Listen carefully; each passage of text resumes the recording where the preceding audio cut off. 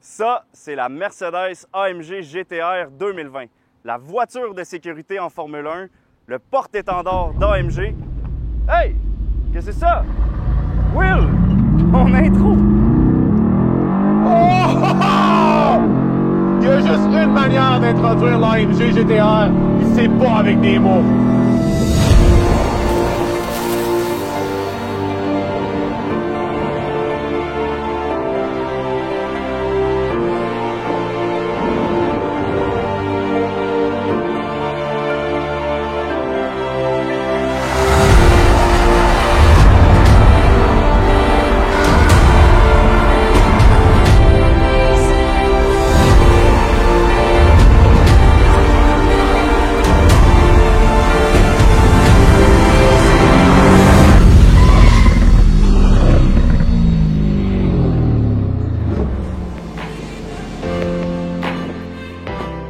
Will, ça faisait un petit bout qu'on n'avait pas fait de capsule complète ensemble et là aujourd'hui tu nous amènes toute une machine. Ben, je me disais que c'était dans tes cordes. Exactement, c'est dans mes cordes, mais je sais pas si c'est mes yeux ou mes oreilles qui l'aiment le plus. Moi, je te dirais que c'est tes oreilles à cause du nouveau système d'échappement pour 2020, un échappement en titanium à triple sortie. Oui, ce qui est assez étrange.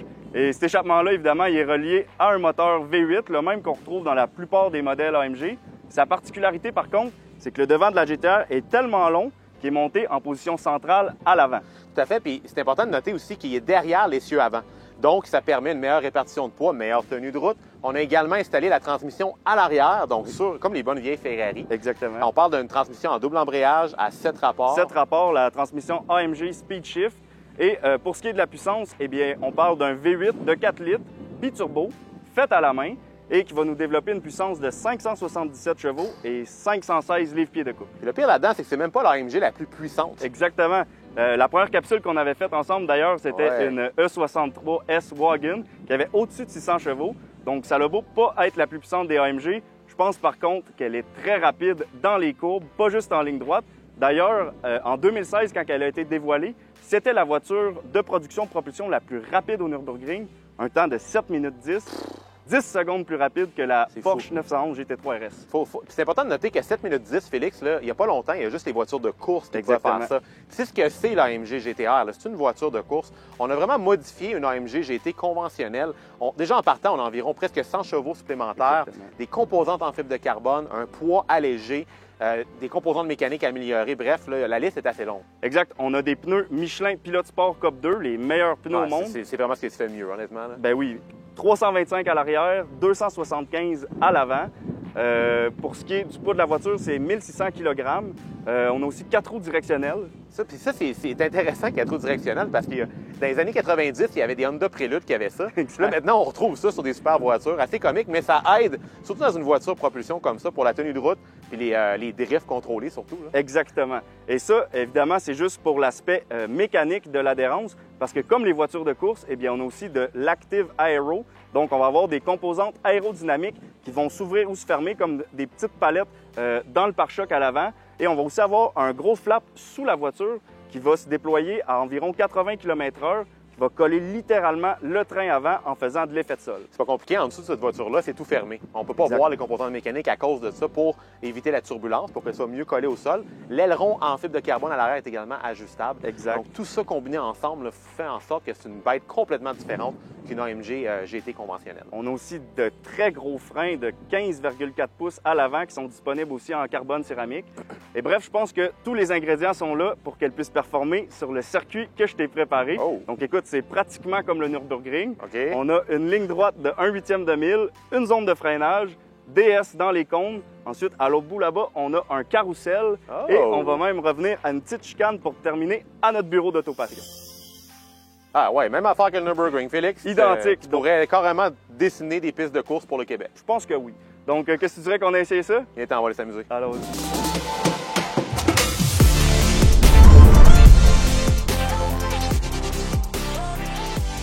Alors, avant de partir, l'antipatinage, tu dirais que ça comment? Ben, c'est pas si simple que ça. Premièrement, je vais le désactiver. Exact. Et après, j'ai littéralement un petit morceau de Lego ici jaune qui me permet de moduler jusqu'à 9 réglages d'antipatinage différents.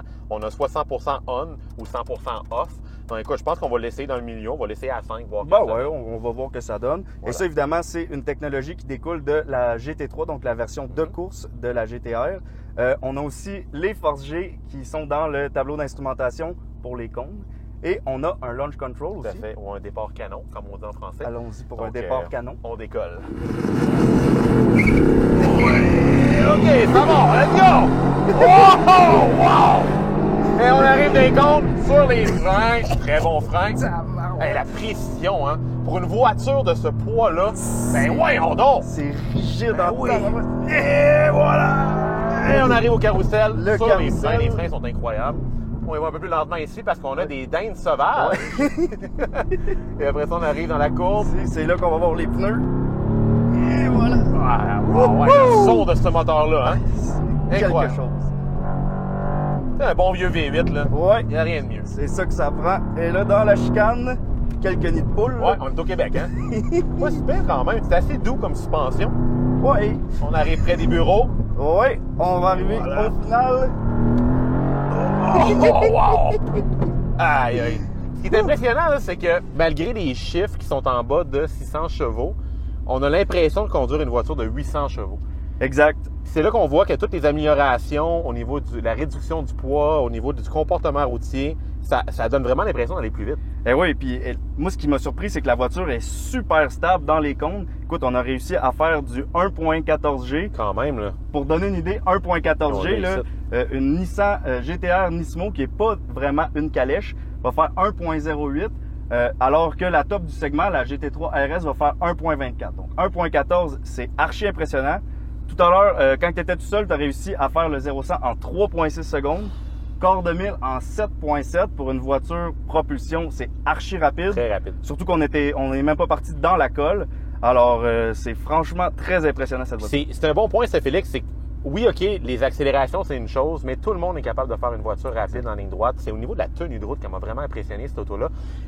Au niveau de la précision du châssis, la direction qui réagit d'une façon chirurgicale. C'est une voiture qui est imposante, hein? Elle est quand même très large, elle n'est pas légère, malgré les améliorations qu'on lui a apportées. Et comme tu sais, moi, je suis propriétaire d'une Mini Cooper. Donc, j'avais l'impression de conduire ma Mini tellement que j'avais l'impression de conduire une petite voiture super directe. Alors, c'est assez impressionnant ce qu'on est capable de faire sur le circuit avec cette voiture-là. Exact. On aurait peut-être pu régler l'antipatinage à 1 parce qu'on a eu un petit peu de patinage au début. C'est ça, on a remarqué qu'elle avait la misère à mordre. C'est ça, là, c'est là que je comprends que c'est intéressant d'avoir 9 modes parce que ça te permet justement de moduler le système antipatinage en fonction de la puissance du véhicule. Donc, on peut vraiment... Et l'adhérence de la piste où on est. Voilà. Alors, je pense que là, il nous reste à faire, c'est d'essayer sur la route. Ouais, voir comment elle se comporte, si c'est aussi bien sur la route que sur la piste. Allons-y.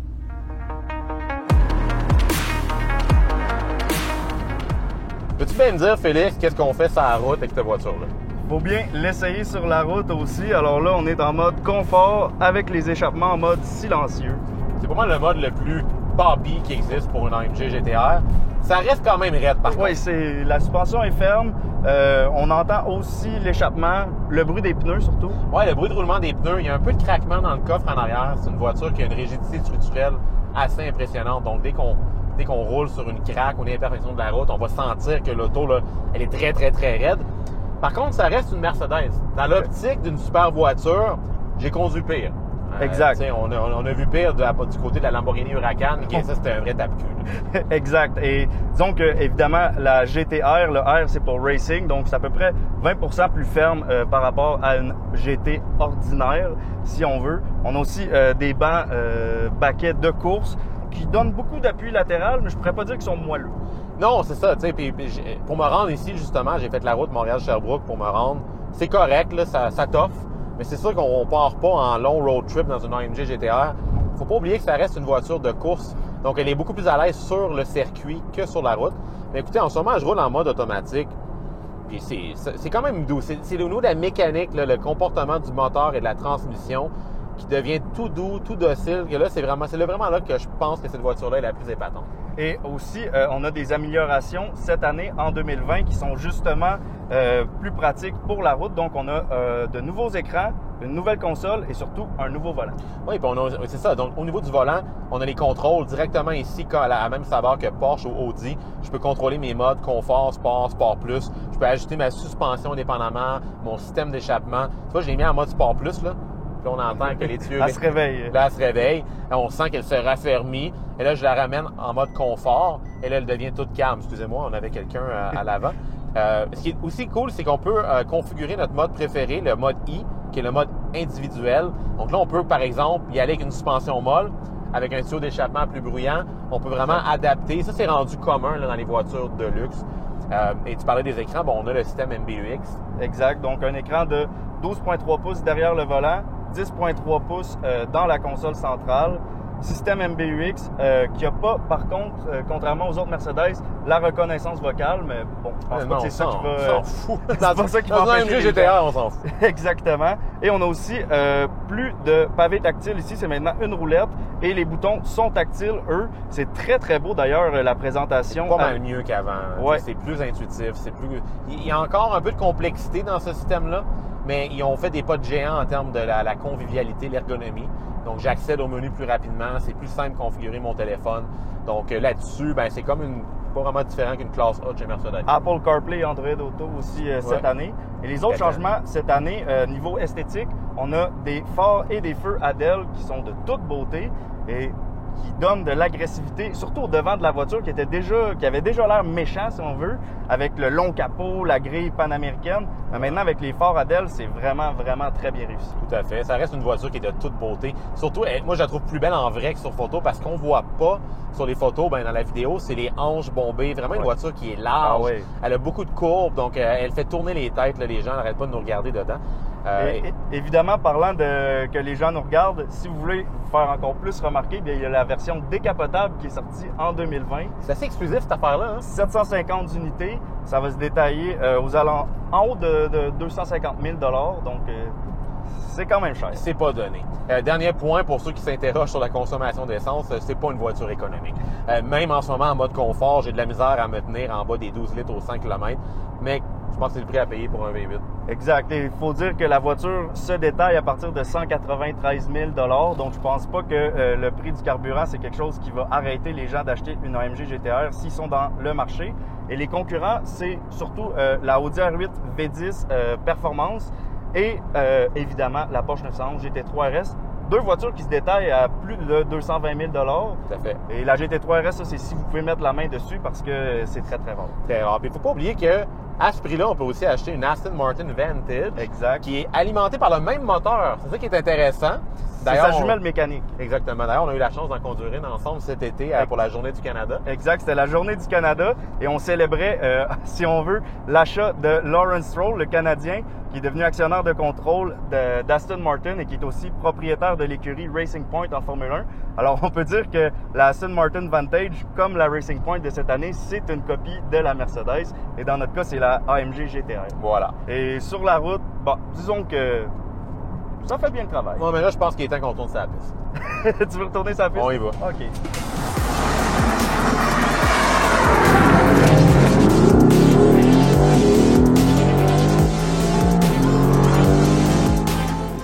Alors, c'est ici que se termine l'essai d'aujourd'hui. Merci beaucoup, Will, de nous avoir amené une aussi belle machine. Ben écoute, ça fait plaisir, Félix. Après notre aventure dans le Grand Nord en Kia Niro EV, je pense qu'on avait besoin de se réchauffer un peu. Ouais, on a eu un petit peu plus chaud aujourd'hui. On avait aussi un petit peu plus de puissance. Alors, si la AMG GT-R vous intéresse, je vous invite à passer chez Mercedes-Benz de Sherbrooke. On en a une en stock, d'ailleurs, avec la couleur Green Hell. Elle est vraiment impressionnante. Et si vous voulez lire davantage sur la voiture, toi, William, tu vas faire un article? Tout à fait. Sur mon site web, claviescorner.com, ou carrément googlez mon nom et vous allez trouver l'information au sujet de cette bagnole-là. C'est donc tout. Alors, si vous avez apprécié cette vidéo, n'oubliez pas de cliquer sur j'aime.